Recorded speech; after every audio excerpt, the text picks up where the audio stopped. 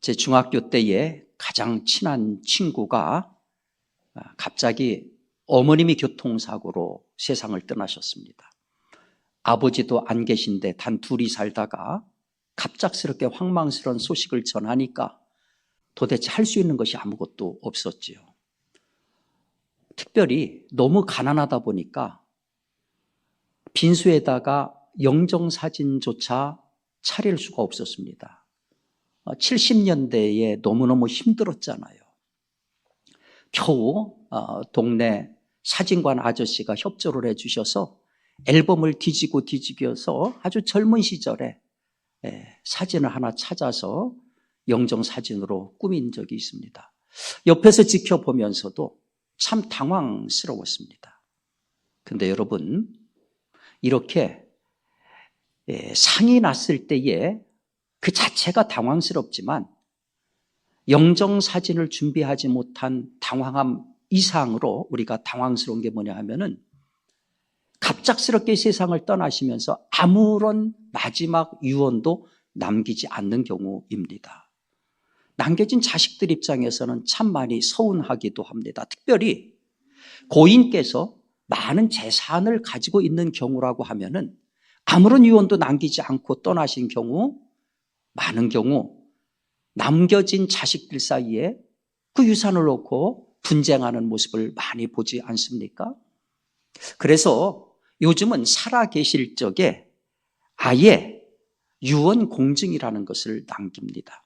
미국 같은 경우는 무려 56%의 사람들이 살아있을 때 유언을 공증으로 남기고, 일본 같은 경우도 매년마다 10만 명 이상의 사람들이 유언 공증에 참여한다고 합니다. 우리나라 같은 경우는 이런 개념 자체가 너무너무 낯설어서 굉장히 적은 숫자만이 이 일에 동참을 하는데, 요즘 들어서 이제 이런 중요성을 깨닫고 그 숫자가 늘어나고 있습니다. 왜 이런 살아있을 때 유언 공증을 왜 하겠어요? 내 유언이 안전하게 나의 자손들에게 물려지게 하기 위해서 그렇게 하는 거고, 내가 혹시 다른 단체나 기관에다가 기탁한 것들이 안전하게 기부가 되도록 하기 위해서 살아있을 때 유언 공증을 하는 거지요.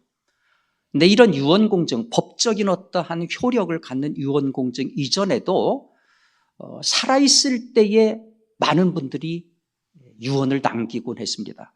여러분들도 부모님 먼저 떠나신 분들, 부모님들이 여러분들한테 아마 어떠한 마지막 유언을 남기셨을 겁니다.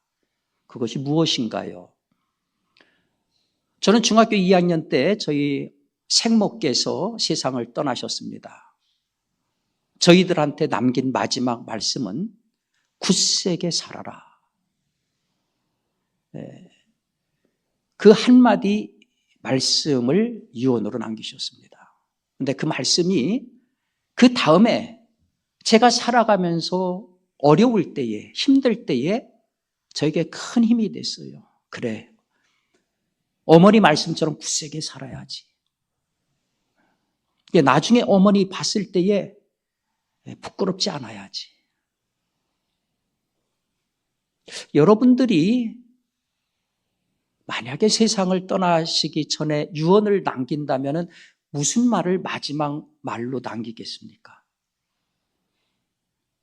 성경을 보면은 세상을 떠나기 전에 남긴 유언이 많이 나와요. 처음에 나오는 유언이 어디 나오냐면 창세기 49장에 나옵니다. 야곱이 죽기 전에 자기 12명의 아들들을 놓고서 일일이 그들의 캐릭터와 성격이 모든 것을 따져가면서 축복의 유언을 남깁니다. 족장시대를 마감하는 것이 요셉인데 요셉도 유언을 남겨요. 유언의 내용이 뭡니까? 내 해골을 메고 올라가라. 요셉이 죽은 것은 이집트 땅입니다. 우리가 머물 곳은 이곳이 아니다. 우리는 하나님이 우리에게 주시기로 한 가나안 땅으로 가야 된다. 너희들이 가나안 땅으로 갈 때에 반드시 내 해골을 가지고 가서 우리 조상들이 묻혀 있는 막벨라 굴에다가 나를 묻어다오. 마지막 유언을 남겼어요. 성군 다윗은 자기 후계자인 솔로몬에게 이런 유언을 남겼지요. 너는 힘써 대장부가 되고 네 하나님 여호와의 명령을 지켜 그 길로 행하여 그 법률과 계명과 율례와 증거를 모세의 율법에 기록된 대로 지키라. 살아가는 아들에게 마지막 말, 가장 중요한 말을 하나님 뜻대로 살아라. 하나님 말씀대로 살아라. 그런 유언을 남겼어요. 예수님도 유언을 남겼어요. 근데 여러분, 아주 특이한 것은 예수님은 2번씩이나 유언을 남겼습니다. 흔히 상식적으로 유언이라고 하는 것은 죽기 전에 남기는 마지막 말이라고 하잖아요. 그러면 예수님은 십자가상에서 돌아가셨어요. 그러면 십자가상에서 남긴 말씀이 그게 마지막 유언인가? 근데 마태복음에서는 엘리 엘리 라마 사박다니 나의 하나님 어찌하여 나를 버리셨나이까? 요한복음에서는 다 이루었다. 어떤 것이 유언인가? 근데 유언이라고 하는 것은 죽는 사람의 유지, 마지막 의지를 부탁하는 거거든요. 근데 다 이루었다가 부탁인가? 나의 하나님 어찌하여 나를 버리셨나이까? 이게 부탁인가? 실질적인 예수님의 유언은 사실은 요한복음 13장에 예수님께서 마지막 제자들하고 만찬을 베푸시면서 남기신 말을 우리가 예수님의 이 땅에 계셨을 때 마지막 유언이다. 그렇게 봅니다. 제자들의 발을 씻어주시면서 너희도 서로 발을 씻어주어라. 서로 섬겨라. 그런 얘기죠. 그때 당시에 발을 씻는 것은 종들이 하는 일이었습니다. 예수님이 발을 씻었다. 그게 뭡니까? 예수님이 스스로 종이 됐다 하는 거예요. 너희들도 내가 이렇게 한 것처럼 다른 사람의 종이 돼서 섬기는 생활을 해라. 우린 육신이 약해요. 그러다 보니까 서로 간에 상처를 줍니다. 서로 간에 이해하고 용납하면서 살아라.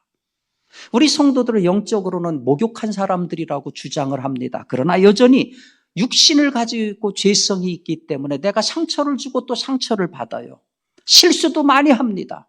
그렇기 때문에 용서를 할 뿐만 아니라 우리도 용서를 받아야 되는 그러한 존재들입니다. 예수님께서 상징적으로 발을 씻기시면서 내가 너희들 발 씻어준 것처럼 너희들도 다른 사람 발을 씻어주어라. 새 계명을 너희에게 주노니 서로 사랑하라. 내가 너희를 사랑한 것 같이 너희도 서로 사랑하라. 그러면서 어떻게 사랑하는 거냐? 그 실천 사례를 마태복음 18장에서 비유 하나를 가지고 말씀하셨어요. 10,000달란트 빚진 사람이 있었는데 10,000달란트가 얼마냐? 우리나라 돈으로 6조 원입니다. 6조 원. 6조 원의 빚진 사람이 도대체 빚을 못 갚는 거예요. 임금이 봤을 때 이 친구는 빚 갚을 능력이 없다. It's impossible. 불가능해. 불러가지고 빚 안 갚아도 돼. 그냥 내가 탕감해 줄게. 기가 막힌 은혜를 베풀었어요.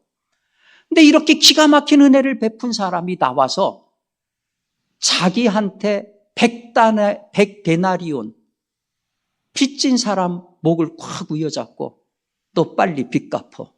그리고 옥에다 쳐넣어버렸어요. 그 소식을 임금이 들었어요. 이런 괘씸한 놈이 있나. 대노해서 그 사람을 잡아다가 옥에 가뒀습니다. 자, 이 비유가 왜 나온 비유입니까? 베드로가 예수님한테 이렇게 물어봐요. 주여, 형제가 내게 죄를 범하면 몇 번이나 용서해 주리이까? 7번 하리이까? 그쪽에 예수님께서 이렇게 말씀하시잖아요. 7번뿐 아니라 7번을 70번까지라도 해라. 그 얘기는 뭡니까? 무한대로 하라. 무한대로 해라. 여러분, 말은 쉽지만 무한대로 용서한다는 거 이거 너무너무 쉬운 일이 아니에요. 예수님의 첫 번째 유언은 사랑해라, 용서해라. 예수님 두 번째 유언이 뭡니까? 부활하셔서 승천하기 직전에 제자들에게 하신 말씀이 있죠. 오늘 말씀. 그러므로 너희는 가서 모든 민족을 제자로 삼아 아버지와 아들과 성령의 이름으로 세례를 베풀고 내가 너희에게 분부한 모든 것을 가르쳐 지키게 하라. 신학에서는 이걸 지상명령이다 이렇게 명명을 합니다. 그런데 이 예수님의 마지막 분부 가운데에 동사가 4개가 있잖아요. 가라, 제자 삼다, 베풀다, 가르쳐 지키다. 언뜻 보면은 동사 4개가 있는 것 같은데 헬라 원문을 보면은 동사는 딱 하나 있어요. 제자 삼으라. 나머지는 전부 분사입니다. 그러니까 뭡니까? 가서 세례 베풀고 가르쳐서 제자 삼으라, 그런 얘기입니다. 그런데 가가지고 사람들에게 제자 삼으려면, 세례를 주려면 먼저 뭐를 해야 됩니까? 그 사람한테 예수를 전해야지요. 복음을 전해야지요. 그러니까 예수님 2번째 유언 간략해요. 복음을 전해라, 전도해라. 이거 부담스럽습니다. 많이 부담스럽습니다. 습관적으로 교회에 다니던 분이 있었어요. 그러다가 이분이 어느 날 정말로 거듭난 체험을 하게 됩니다. 그래서 내가 이제는 하나님의 말씀을 제대로 좀 사람들한테 전해야 되겠다. 이분 직업이 이발사였습니다. 그래가지고 내일 아침부터는 내가 오는 손님들한테 복음을 전해야지. 마침 매일처럼 아침마다 와가지고 면도를 하는 단골 손님이 들어오셨습니다. 자, 전도를 해야 된다고 생각하니까 갑자기 긴장이 되는 거예요. 한 번도 안 해봤으니까 무슨 말을 해야 될까? 막 긴장을 하면서 이제 면도 칼을 쓱쓱쓱쓱 갈면서 언뜻 그래, 옛날에 사형리 때 배운 거가 있지. 그거 가지고 전도하면 되겠다 하고서 누워있는 손님한테 거품을 쫙 바른 다음에 면도 칼을 목에다 딱 대면서 사형리에서 배운 대로 이렇게 얘기를 하는 겁니다. 손님, 오늘 죽을 준비가 됐습니까? 그러니까 갑자기 손님이 눈을 감고 있다가 칼을 여기다 대고 갑자기 죽을 준비가 됐습니까? 하니까 벌떡 일어나가지고서 걸음아 날 살려라 하고 주랭랑을 쳤어요. 여러분, 전도가 어려워요. 전도가 참 부담스러워요. 과거에는 집 찾아다니면서 가가호호 전도를 했잖아요. 제가 근무했던 서울신학대학교에는 아파트 전도대라고 하는 클럽이 있었어요. 토요일만 되면은 신학생들 20여 명이 모여가지고 오늘은 역곡에 있는 현대 아파트 단지 여기를 점령하자 해가지고 가가지고 아파트 문 두드리고 다 전도. 그때는 아파트 들어가는 게 전혀 문제가 안 됐습니다. 요즘은 아예 못 들어갑니다. 아예 못 들어가요. 지하로 갈래도 비밀번호를 알아야 되잖아요. 아예 못 들어갑니다. 옛날에는 노방에서 얼마나 많이 전도했습니까? 우리 권사님들도 제가 알기로는 매주마다 모여서 노방 정도를 하신 걸로 알고 있어요. 요즘은요, 노방 정도 거의 불가능합니다. 효과도 없어요. 앞에서 그냥 전도지 주면 버리거나 꾸겨는 그런 몰상식한 사람들도 있어요. 학교 앞에 가가지고 전도 많이 했죠. 제가 전도사 시절에 상덕교회에서 그 초등학교 3, 4학년을 맡았어요. 그런데 그때 우리 주일학교가 1200명이었습니다.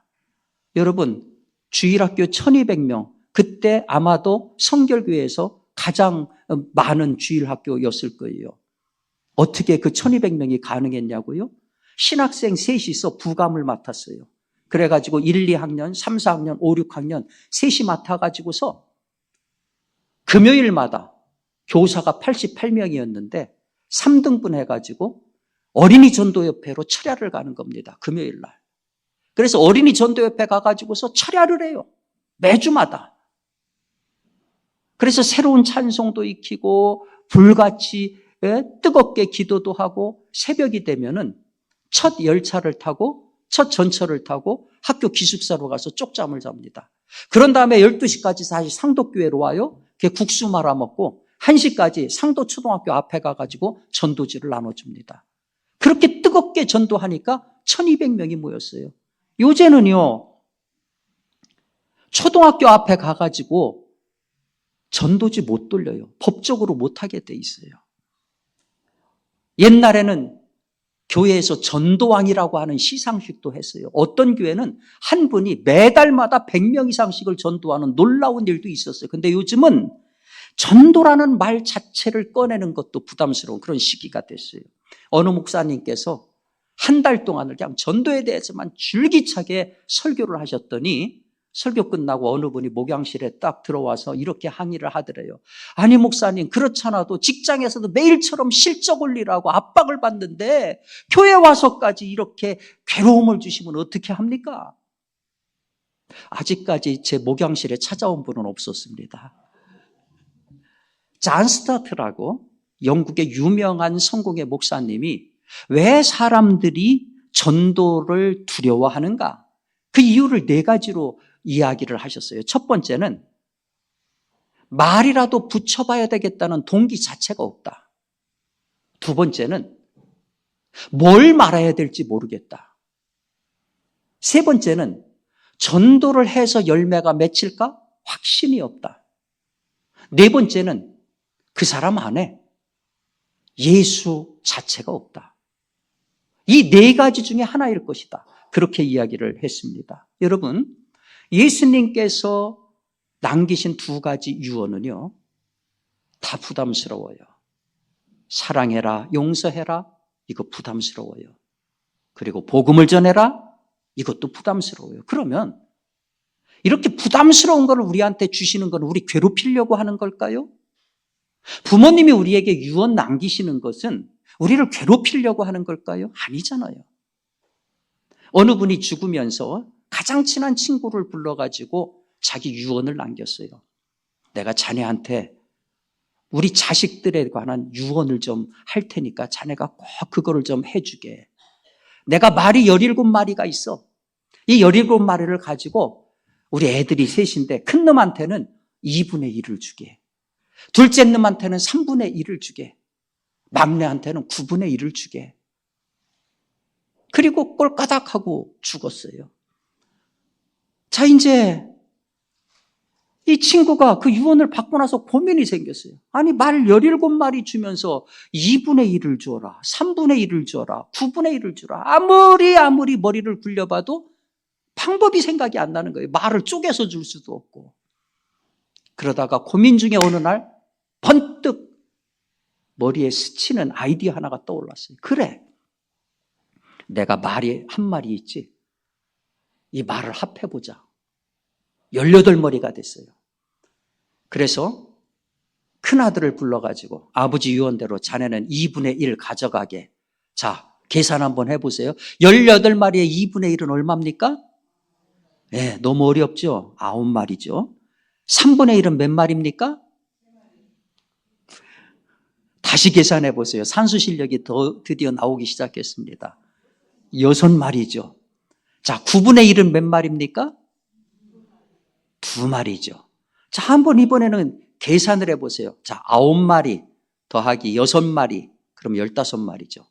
2마리, 17마리죠. 한 마리가 남네요. 한 마리는 다시 그 친구가 가져갔습니다. 이 한 마리를 가리켜 사랑의 말이다. 그렇게 얘기해요. 여러분, 부모님이 우리에게 남기시는 마지막 말은 우리 부담 주려고 하는 게 아니라 우리를 사랑해서 남기는 사랑의 유언이에요. 예수님께서 우리에게 남기신 마지막 말도 우리 사랑해서 하는 사랑의 유언이에요. 사랑해라, 용서해라.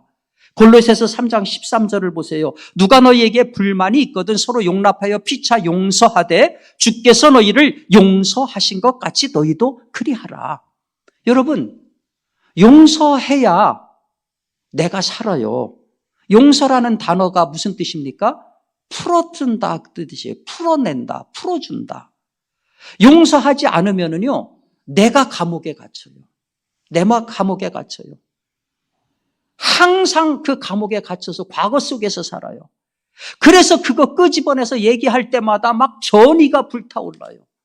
근데 그 마음이 평안합니까? 진정으로 용서를 해야 그 사람이 피해를 입은 사람이 용서를 하는 거잖아요. 근데 용서하지 못하면은 피해자가 감옥에 갇혀요. 자기가 감옥에서 벗어나지를 못해요. 용서해야 감옥에서 나옵니다. 용서해야 가슴에 깊이 박힌 대못이 뽑혀져 나가는 거예요. 복음을 전하라고 하는 주님의 유언 뭡니까? 생명을 살리는 거예요. 다른 사람들을 위한 것이 아니라 생명을 살리는 것이 동시에 나를 살리는 길이에요. 여러분, 인도의 유명한 썬다싱이라고 하는 성자가 있어요. 이분이 복음을 전하기 위해서 히말라야 산맥을 넘어가고 있는데 웬 사람이 쓰러져 있는 겁니다. 가서 보니까 몸이 차디차게 굳어져 가는데 아직 맥박이 뛰고 있어요. 그러니까 이 사람을 들쳐업고서 그 산길을 계속 갑니다. 눈에 넘어져 가면서 얼마나 힘듭니까? 한참 가는데 웬 젊은이가 앞에 가고 있어요. 젊은이 나 좀 도와줘. 나 혼자 힘들어서 못하겠어. 나 좀 도와줘. 이분 아직 살아있어. 그러니까 그 젊은이가 딱 쳐다보더니 아이고 나도 힘들어 죽겠는데 무슨 얘기입니까 하고 횡하니 그냥 가버리는 거예요. 어쩔 수 없이 또다시 들쳐지고 한참을 가는데 저쪽에 보니까 누가 쓰러져 있어요. 봤더니 나 혼자 갔던 그 젊은이가 동사에서 죽어 있는 거예요. 그런데 너무너무 힘든 이 사람을 얹고 가는 게 너무너무 힘드니까 몸에서 막 땀이 나는 거예요. 열이 나는 거예요. 그 열이 뒤에 얹혀있던 사람한테도 연결이 돼서 그 사람도 살아났어요. 썬다식이 그렇게 얘기를 해요. 내가 살아난 것은 다른 사람을 살리려 했기 때문입니다. 남에게 복음을 전하고 남을 구원시키려고 애쓰면은 내 영혼도 살게 됩니다. 여러분, 남을 위해서 눈물을 뿌려서 기도해 본 적이 있습니까? 그렇게 기도하면은요, 내 영혼이 살아요. 남을 살리는 길이 나를 살리는 길이에요. 우리가 한평생 예수를 믿으면서 그 누군가에게 예수 믿으세요라고 하는 단 한마디도 못했다고 하면은 그거 부끄러운 거예요. 많이 부끄러운 거예요. 한 번은 그런 부담을 가져야 돼요. 여러분한테 복음이 오기까지 그 누군가의 부담들이 있었다고요. 유언이라고 하는 것은 의무고 채무고 명령입니다. 1994년 10월 21일 날 성수대교가 무너졌어요. 그 사고로 32명이 죽었습니다. 그 죽은 사람 가운데에 당시 20살 이승영이라고 하는 학생이 있었어요. 선생님을 꿈꾸고 교대 다니던 학생이었습니다. 실습가다가 그 사고를 당한 거예요. 유품을 정리하는데 일기장이 나왔습니다. 그 일기장에 내가 하고 싶은 일 14가지가 정리가 돼 있었어요. 아버지도 돌아가시고 어머니하고 동생 상엽하고만 둘이 남았습니다. 근데 그 어머니하고 동생이 이 승영 그 자매가 남긴 내 평생 꼭 하고 싶은 14가지 그걸 하나씩 해나갔어요. 먼저 그 시신을 고대 부속병원에 해부용으로 기증을 했어요. 사고 보상금 2억 5천만 원 받았어요. 그걸 전액 온 가족이 다니던 남서울교회에다가 헌금을 했습니다. 교회에서는 그 2억 5천만 원을 가지고 승영 장학회를 만들어서 매년마다 5명에서 10명씩 장학금을 수여했습니다. 200명 넘는 학생들이 그 돈으로 공부를 했습니다. 그리고 동생 상엽은 누나가 썼던 시들을 다 모아가지고 지금 저 손에 들고 있는 것이 그 시집인데요. 연기는 하늘이라고 하는 시집을 출간을 했어요. 그리고 누나가 14가지 가운데 한 명을 입양하겠다 한 그 소원을 본인이 2명을 입양해서 들어줬어요. 사랑하는 성도 여러분, 우리가 예수를 구주로 고백한다면은 그분의 마지막 말씀은 우리에게는 명령입니다. 우리에게는 의무예요. 서로 사랑해라. 서로 용서해라. 복음 전해서 생명을 살려라. 이제 일주일 남았어요. 이 한 주간 우리 단 하나에 집중합시다. 가슴에 품은 새 생명을 위해서 우리 기도합시다. 그 영혼을 진정으로 사랑합시다. 이 방법으로 이 주님의 말씀을 실천하는 우리 복된 성도들 되시기를 주님의 이름으로 축원합니다.